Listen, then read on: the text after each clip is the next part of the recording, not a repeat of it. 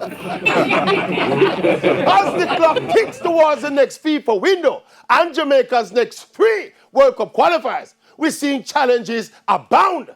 As we speak, the JFF is racking up millions of dollars in expenses and they're not getting any sponsors and not benefiting from gate receipts.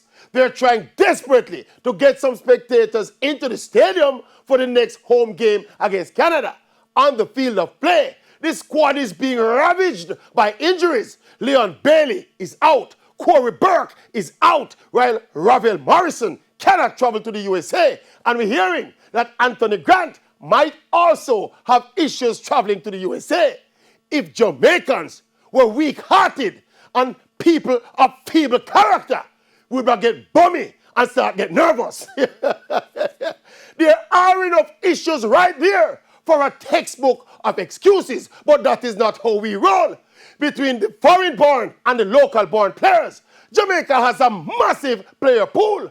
Darren Mattox, Diva Orgel, Nico Brett, Kahim Paris, Andre Gray, Michael Hector, Wes Harding, amongst others, are all out there.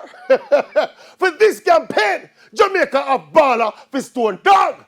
And that is why so many of us fans are still 100% positive that Jamaica can qualify for the World Cup.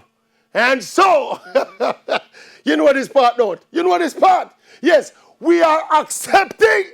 We are accepting. No excuses.